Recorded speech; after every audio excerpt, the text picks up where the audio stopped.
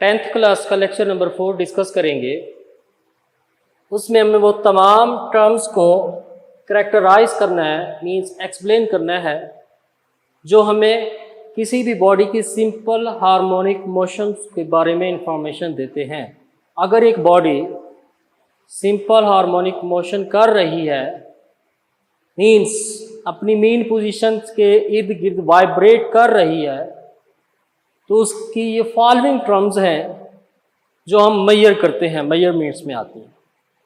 Vibration, time period, frequency and amplitude.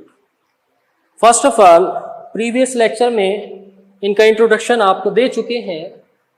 What is vibration, वो cover हो रहा है। अस्सलाम वालेकुम स्टूडेंट्स, आज हम 10th क्लास का लेक्चर नंबर 4 डिस्कस करने जा रहे हैं, जिसमें हम वो तमाम टर्म्स को एक्सप्लेन करेंगे, समझाएंगे, जो सिंपल हार्मोनिक मोशन को कैरेक्टराइज करते हैं, जो सिंपल हार्मोनिक मोशन की खसूसियत बयान करते हैं। Vibration, time period, frequency, amplitude, ये एक simple motion of simple pendulum है, एग्जाम्पल के तौर पर, क्योंकि ये सिंपल हार्मोनिक मोशन कर रहा है।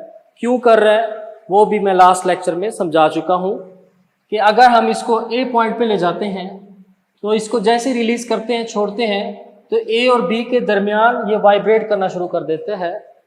मीन पोजीशन इसकी एट पॉइंट ओ है, ये ओ पॉइंट है, इसे हम मीन पॉइंट या मीन पोजीशन बोलते हैं। और ये इस ओ पॉइंट के इर्द गिर्द टू एंड फ्रो या फिर बैक एंड फोर्थ मोशन बनता है।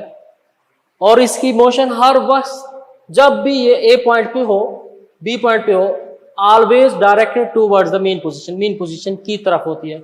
ये सिंपल हमारे हार्मोनिक मोशन है। अब बच्चों, इस पेंडुलम को इस ए पॉइंट से मैं जैसे ही छोड़ता हूं तो ये ए पॉइंट से ये जो रेड कलर की बोब है ये मूव करते हुए ओ की तरफ आती है, फिर ओ से बी की तरफ जाती है, फिर इसने बी पे जाके वापस आना होता है, बी से ओ, फिर ए पे पहुंचती है। मीन जहां से हमने छोड़ा था वहां ये लाजमी पहुंचती है। तो ये अपना एक साइकिल कंप्लीट करती है। ठीक है, इसको कहते हैं राउंड ट्रिप। राउंड मीन्स पूरे दायरे में एक ट्रिप मुकम्मल करती है। अब ये मूव कर रही है, ये मूविंग बॉडी है और इसका राउंड ट्रिप है, इसको हम बोलेंगे वाइब्रेशन। इसकी एक वाइब्रेशन मुकम्मल होगी। वाइब्रेशन मीन्स ए पॉइंट से बी पॉइंट तक पहुंचना, फिर वापस ए पॉइंट तक आना, तो हम इसको बोलते हैं वाइब्रेशन। कैसे? ये ए पॉइंट से स्टार्ट हुआ,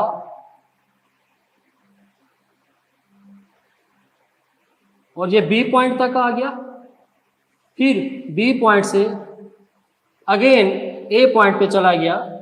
तो इस तरह ये एक साइकिल कंप्लीट होगा इसका, ये एक वाइब्रेशन कहलाएगी। और इसकी अगर स्पीड ज्यादा हो तो एक सेकंड में ये 5, 6, 7 ज्यादा से ज्यादा वाइब्रेशन कर सकता है। अब इस वाइब्रेशन को हम इस तरह डिफाइन करेंगे।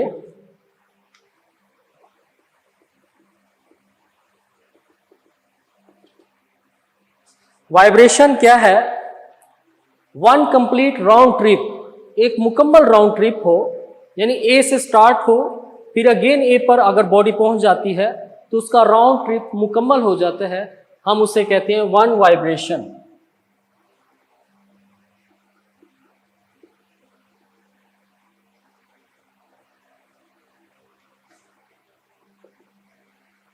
ऑफ अ वाइब्रेटिंग बॉडी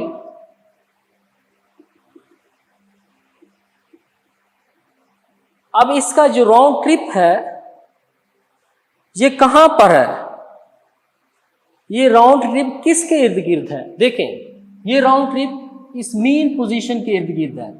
ए से बी, फिर बी से ए, मीन्स ओ जो है मेन पोजीशन, उसके इर्द गिर्द ये राउंड ट्रिप है। ठीक है, about it's main position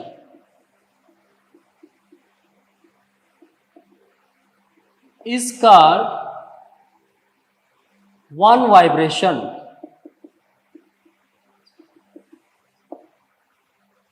Similarly, vibration के बाद टाइम पीरियड को हम जब डिस्कस करते हैं, ये इसी एक वाइब्रेशन का अपना टाइम है।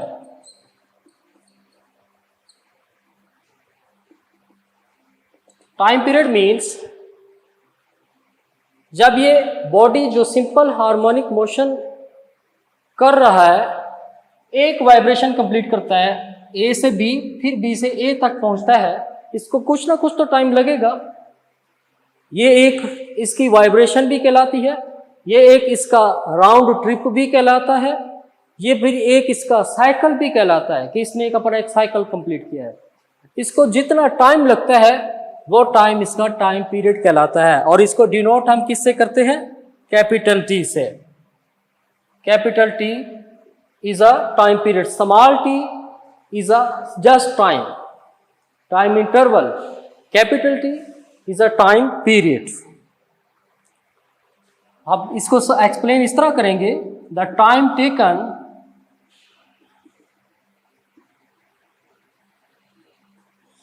of a vibrating body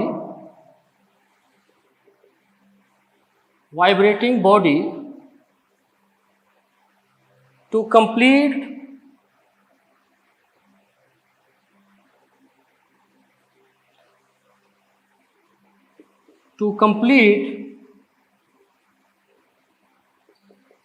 its, क्या चीज वो अपनी कंप्लीट करे?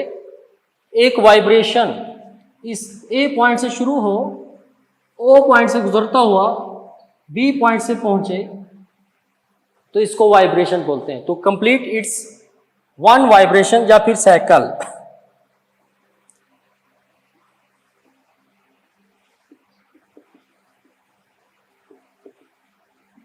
Is called time period.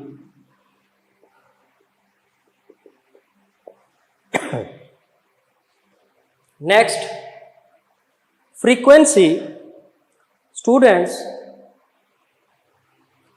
आप सब जानते हैं जो भी बॉडी सिंपल हार्मोनिक मोशन को एग्जीक्यूट कर रहा हो, मीन्स एक ऐसा बॉडी जो सिंपल हार्मोनिक मोशन कर रहा है, उसकी वाइब्रेशन कंप्लीट हो रही है किसी ना किसी टाइम में, टाइम पीरियड में। अब अगर हम एक स्टैंडर्ड टाइम ले लेते हैं, मैं 1 सेकेंड एक स्टैंडर्ड टाइम ले लेता हूं, और इस सिंपल पेंडुलम की स्पीड बहुत ज्यादा है, तो वो 1 सेकेंड में इस तरह के चक्कर, इस तरह के साइकिल या इस तरह की वाइब्रेशन जो कर रहा है वो 3 या 4 या 5 ज्यादा करता है। उस नंबर ऑफ साइकिल्स को हम क्या बोलते हैं? फ्रीक्वेंसी। 1 सेकेंड में जितनी भी वाइब्रेशन कंप्लीट होंगी उसको हम फ्रीक्वेंसी बोलेंगे।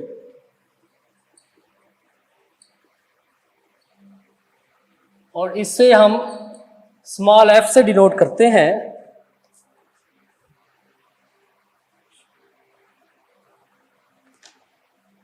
द नंबर ऑफ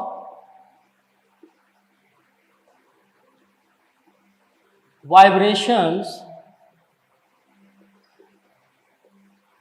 और साइकिल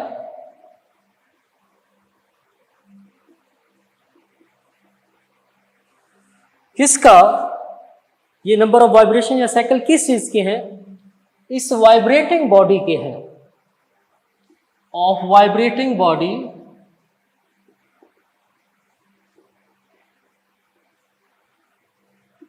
इन 1 सेकेंड। 1 सेकेंड में जितनी भी नंबर ऑफ वाइब्रेशंस हैं उसे हम फ्रीक्वेंसी कहते हैं। अब इस फ्रीक्वेंसी का एक बहुत ही इंपॉर्टेंट रिलेशनशिप है। फ्रीक्वेंसी, क्योंकि ये फ्रीक्वेंसी भी किसके ऊपर डिपेंड कर रहा है? टाइम के ऊपर, 1 सेकेंड के ऊपर डिपेंड कर रहा है कि 1 सेकेंड में कितनी वाइब्रेशंस हुई हैं। और इससे पहले मैं आपको पढ़ा चुका हूं टाइम पीरियड। तो फ्रीक्वेंसी और टाइम पीरियड के दरमियान जो रिलेशन है वो रेसिप्रोकल है। रेसिप्रोकल मीन्स मैं F इजिकल टू 1/T लिखता हूं। टाइम पीरियड, इधर T से डिनोट टाइम पीरियड, F से फ्रीक्वेंसी, और इस रिलेशनशिप को हम बोलते हैं रेसिप्रोकल रिलेशनशिप, मीन्स उलट।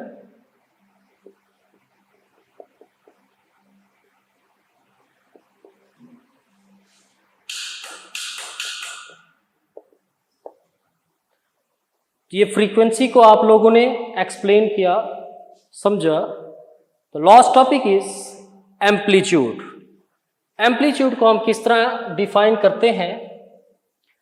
एम्पलीट्यूड मतलब डिस्टेंस है, किसी भी बॉडी का डिस्टेंस या डिस्प्लेसमेंट, कहाँ से? उसके मेन पॉइंट से। इस पेंडुलम को जरा देखें, इस सिंपल पेंडुलम में ये मेन पोजीशन है। मैंने इस बॉब को पकड़ा और इस ए पॉइंट पे ले गया। इस ओ से लेकर ए तक जो डिस्टेंस होगा 1 सेंटीमीटर, 2 सेंटीमीटर या 6 सेंटीमीटर, ये डिस्टेंस हमारा क्या कहलाता है? एम्पलीट्यूड। कि कितनी दूर हम उसको ले गए। जितनी ज्यादा मैं इसको दूर ले जाऊंगा उतनी ज्यादा फिर ये वाइब्रेट करेगा, इसकी वाइब्रेशन भी ज्यादा होगी, इसकी फ्रीक्वेंसी भी ज्यादा हो जाएगी। ठीक, तो हम कह सकते हैं कि इसको कितनी दूर हम लेके जा सकते हैं। जिस तरह मैस स्प्रिंग सिस्टम में मैस को पकड़कर हम कितनी दूर लेके जा सकते थे, बॉल और बॉल सिस्टम में हम पेंदे से बॉल को उठा के कितनी ऊपर लेके जा सकते हैं। मैक्सिमम जितनी दूर लेके जा सकते हैं वो तमाम डिस्टेंस एम्पलीट्यूड कहलाते हैं। इसलिए एम्पलीट्यूड की को डिफाइन करते हुए हम वर्ड मैक्सिमम का यूज करेंगे।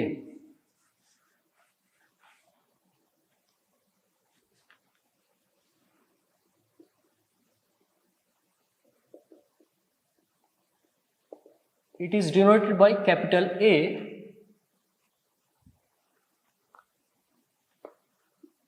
The maximum displacement. डिस्प्लेसमेंट इसलिए लिखा है बच्चों क्योंकि ये वेक्टर क्वांटिटी है। हम किसी भी वाइब्रेटेंट बॉडी को एक पॉइंट से दूसरे पॉइंट तक लेकर जाते हैं तो उसकी एक डायरेक्शन होती है, किस सिमत में लेकर जा रहे हैं। The maximum displacement of a vibrating body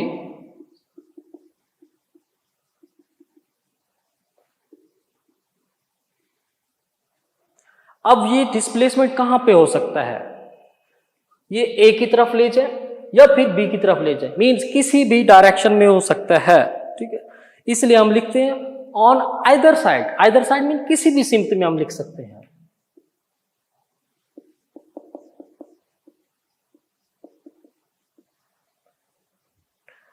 अब ये डिस्प्लेसमेंट हमने स्टार्ट कहां से करना है, सवाल ये पैदा होता है। मैक्सिमम डिस्प्लेसमेंट ए पॉइंट पे ले गए हैं या फिर बी पॉइंट पे ले गए, कहां से स्टार्ट किया ये डिस्प्लेसमेंट मेजर करना? इस ओ से, इस मीन पोजीशन से। तो हम ये भी बताएंगे either side from mean position.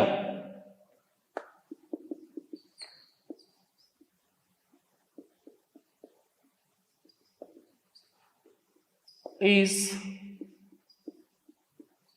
known as amplitude।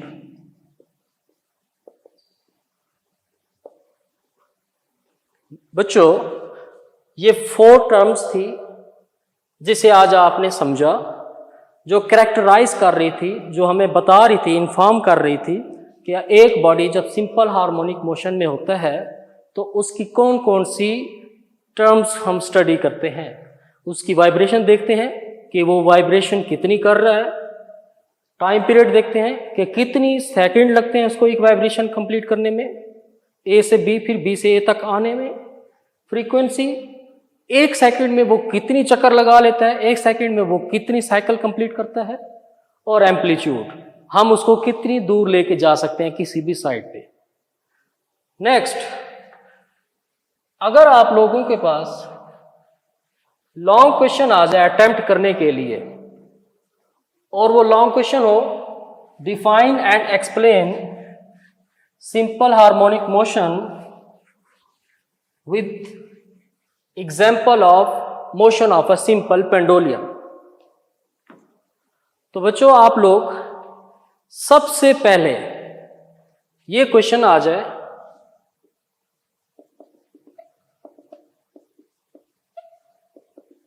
define and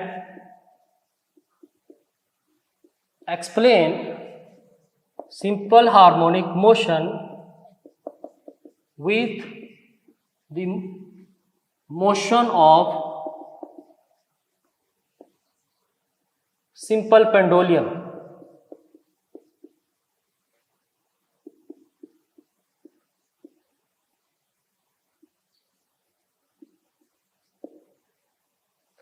simple pendulum की मोशन को मद्देनजर रखते हुए आपने ये लॉन्ग क्वेश्चन किस तरह अटेम्प्ट करना है।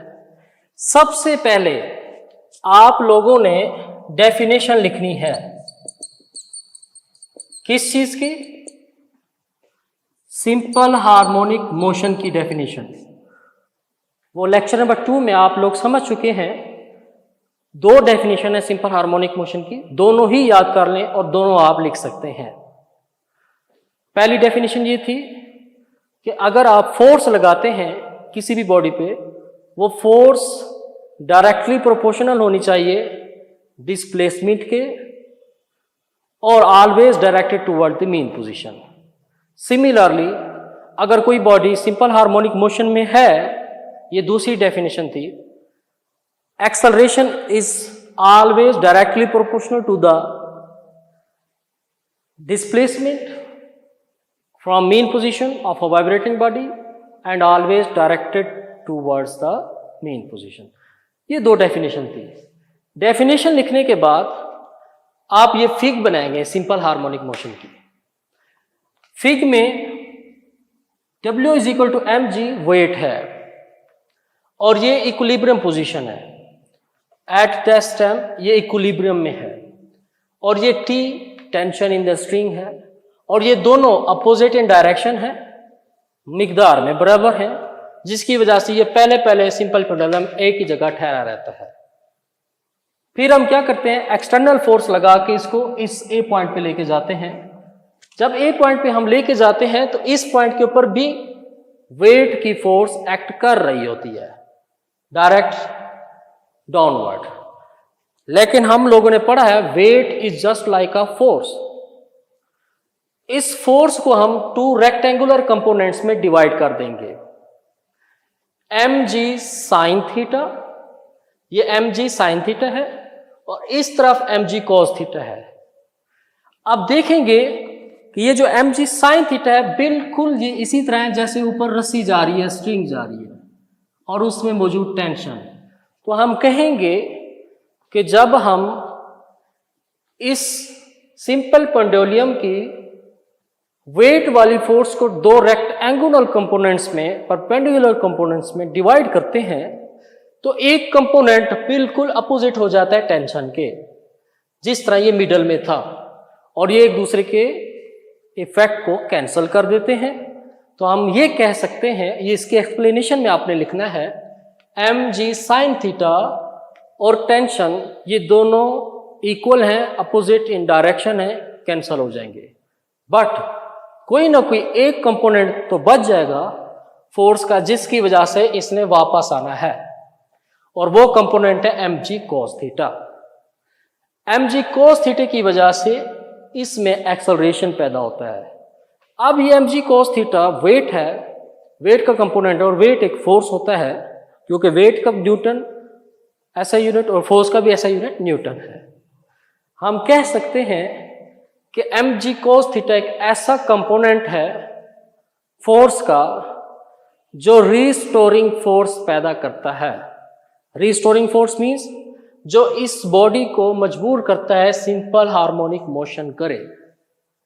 तो mg cos थीटा की वजह से ये सिंपल हार्मोनिक मोशन करता है। अब इसको एक्सप्लेन करते हुए आप लोगों ने हेडिंग्स बनानी है। सबसे पहले इक्विलिब्रियम पोजीशन के ऊपर आते हैं।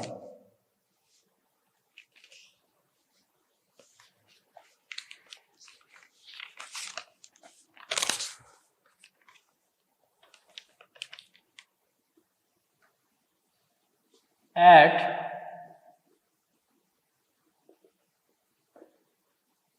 इक्विलिब्रियम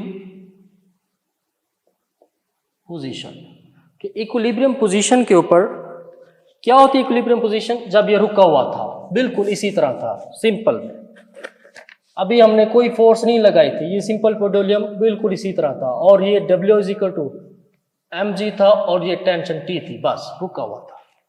तो हम कहेंगे कि इक्विलिब्रियम पोजीशन में वेट और टेंशन आपस में इक्वल है और कोई चीज मोशन नहीं कर रही। इसको एक्सप्लेन करेंगे, ये हेडिंग बन जाएगी। सेकंड हेडिंग आप लोगों ने बनानी है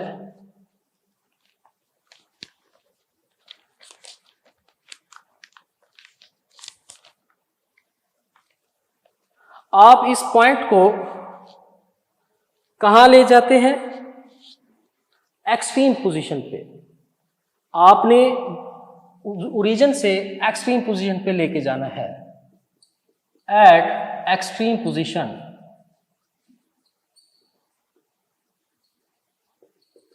और वो कौन सी है, ए। जब आप इसको उठा के ए की तरफ ले जाते हैं तब इसमें क्या होता है, ये तीन फोर्सेस हैं, इनको एक्सप्लेन कर देता है कि mg cos theta mg sin theta है। mg sin थीटा और टेंशन एक दूसरे को इफेक्ट कर देते हैं, कैंसिल कर देते हैं। mg cos थीटा से वो मूव करता है। अब इसकी मोशन के बारे में स्टार्ट करना है, हमने क्या करना है, ठीक है, इसकी मोशन। अब इसको क्या करते हैं, motion of simple pendulum.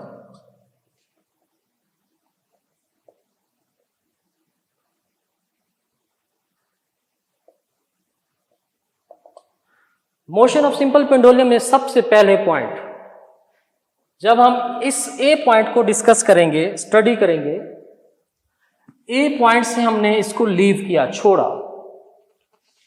A point से, ए से किस तरफ आएगा, ओ की तरफ आएगा। तो इसकी हेडिंग बन जाएगी फ्रॉम ए टू ओ। ए से ओ की तरफ आ रहा है। अब ए से ओ की तरफ आते हुए क्या होगा, ए के ऊपर ये क्या है, स्टॉप है, रुका हुआ है। जब कोई भी चीज एक पॉइंट पे स्टॉप हो, रुकी हुई हो, तो इस पॉइंट के ऊपर इसकी पोटेंशियल एनर्जी मींस जब कोई भी चीज रुकी हुई होती है, स्टॉप होती है, तो उसमें पोटेंशियल एनर्जी मैक्सिमम होती है। और इस पॉइंट पे इसकी काइनेटिक एनर्जी क्या हो जाएगी, 0, ए पॉइंट से। अब ये ए से ओ की तरफ आ रहा है और इसको कौन सी चीज खींच रही है, restoring force. Restoring force responsible है, रीस्टोरिंग फोर्स इनर्शिया की वजह से पैदा होती है। इनर्शिया की वजह से रीस्टोरिंग फोर्स पैदा होती है। और ये क्या करेगा, ए से ओ की तरफ आएगा और आहिस्ता आहिस्ता इसकी स्पीड बढ़ना शुरू हो जाती है। जब किसी भी चीज की स्पीड बढ़ती है तो उसमें कौन सी एनर्जी आ जाती है, काइनेटिक एनर्जी। तो हम बोलेंगे कि जब ये बॉडी ओरिजिन पे पहुंच जाएगा, ओ पॉइंट पे आ जाएगा, तो उस वक्त इस बॉडी की काइनेटिक एनर्जी मैक्सिमम हो जाती है, मैक्सिमम। और पोटेंशियल एनर्जी इसकी क्या हो जाएगी, 0 मिनिमम, क्योंकि ये ओरिजिन ओ पे आके मैक्सिमम स्पीड गेन कर लेगा और स्पीड ज्यादा होने से काइनेटिक एनर्जी ज्यादा होती है और पोटेंशियल 0 हो जाती है। अब ओरिजिन से ये आगे इसने सफर करना है, किस तरफ जाना है, इधर आगे की तरफ, बी की तरफ। तो आप एक और हेडिंग बना लेंगे, फ्रॉम ओ टू ए। जब ओ से ए की तरफ जाता है ये बॉडी, तब क्या होगा, ओ से ए की तरफ जाते हुए इनर्शिया की वजह से ये ओ से ए की तरफ तो जाएगा, लेकिन ओ से ए की तरफ जाते हुए इसके अंदर जो एक्सेलरेशन है, इसके अंदर जो फोर्स है mg cos ऑफ थीटा, वो उसके अगेंस्ट हो जाएगी, वो उसके खिलाफ हो जाएगी। क्योंकि सिंपल हार्मोनिक मोशन की पहली शर्त या पहली कंडीशन यही थी बच्चों कि बॉडी की direction always towards the mean position होती है, हर वक्त मीन पोजीशन की तरफ आता है। लेकिन ये मीन पोजीशन से दूर जा रहा है। जब ये मीन पोजीशन के खिलाफ काम करेगा, ओ से बी की तरफ जा रहा होगा, उस वक्त क्या होता जाएगा, आहिस्ता आहिस्ता इसकी स्पीड कम होना शुरू हो जाएगी और कम होते होते ये जब बी पॉइंट पे पहुंचेगा, बी पॉइंट पे इसकी काइनेटिक एनर्जी 0 हो जाएगी, फिर पोटेंशियल एनर्जी मैक्सिमम हो जाएगी। आगे चलते हैं बच्चों। बी पॉइंट पे पहुंच के इसने क्या करना है, स्टॉप करना है, फिर इसने वापस आना है बी से ओ की तरफ, और ये इसी तरह मूव करता रहेगा। ठीक है, तो हम कह सकते हैं एट द एंड बी से इसने ओ से बी की तरफ गया, फिर टोटल मोशन जो इसकी है वो कहां पर है, ए और बी के दरमियान में है। तो अब आप इसकी स्पीड फाइंड करेंगे। स्पीड किस में, बिटवीन ए एंड बी, ए और बी के दरमियान स्पीड क्या होगी बच्चों? जब ये बी के ऊपर होगा इसकी स्पीड 0, जब ये ए के ऊपर होगा इसकी स्पीड 0, क्योंकि ये रुक जाएगा ना इधर, बी के ऊपर स्पीड क्या हो जाएगी 0, ए के ऊपर भी स्पीड क्या हो जाएगी 0। जब स्पीड 0 हो, काइनेटिक एनर्जी भी क्या होती है 0, क्योंकि स्पीड और काइनेटिक एनर्जी डायरेक्टली प्रोपोर्शनल होते हैं। तो हमने इन्हीं अल्फाज को एक्सप्लेन कर देते हैं, लिखना है कि स्पीड बिटवीन ए और बी, ए के ऊपर भी 0, बी के ऊपर भी 0, और ए और बी के दरमियान स्पीड वेरी होती रहेगी। एक पॉइंट सिर्फ ऐसा है जहां पे इसकी स्पीड मैक्सिमम होगी, और वो कौन सा पॉइंट है, ओरिजिन। यहां पे इसकी स्पीड क्या होगी, मैक्सिमम। क्यों मैक्सिमम होगी? क्योंकि यहां पे काइनेटिक एनर्जी भी मैक्सिमम है। काइनेटिक एनर्जी और स्पीड डायरेक्टली रिलेट करते हैं। तो इसकी ये मोशन है। कंक्लूजन, फाइनल डेफिनेशन, आप लास्ट हेडिंग देंगे कंक्लूजन, कि आपने इसकी मोशन से सीखा क्या, आपको क्या चीज मैयर हुई, आपने क्या फाइंड किया सिंपल हार्मोनिक मोशन की, बॉडी की मोशन से। कि कंक्लूजन में आपने ये बताना है, ये साबित करना है 2-3 अल्फाज और क्लू के साथ कि सिंपल पेंडुलम के अंदर बोब या मोशन ऑफ सिंपल पेंडुलम किस तरह की है, सिंपल हार्मोनिक मोशन में है, क्योंकि इसमें फोर्स हमेशा टूवर्ड्स द मीन पोजीशन की तरफ होती है, हर वक्त mg cos of theta mean position की तरफ होता है। दूसरा पॉइंट, इसमें एक्सेलरेशन हर वक्त मीन पोजीशन की तरफ होता है। और तीसरा पॉइंट, इसमें बॉडी एक मीन पोजीशन के इर्द गिर्द, एक मीन पोजीशन के इर्द गिर्द बैक एंड फोर्थ या टू एंड फ्रो मूव करता रहता है। तो इसको हम कंक्लूजन में लिख देंगे, हैंस ये पॉइंट्स लिख के pendulum, simple pendulum has simple harmonic motion. And last one is, इससे पहले आप लोग पढ़ चुके हैं मैस स्प्रिंग सिस्टम, आज आप लोगों ने पढ़ा है सिंपल हार्मोनिक मोशन। 2 फार्मूले बच्चों हमेशा याद रखना, इनकी हेल्प से आप लोगों को क्या होगा, फार्मूले न्यूमेरिकल सॉल्व कर सकते हैं। Number 1 is time period. किस चीज का, ऑफ सिंपल पेंडुलम।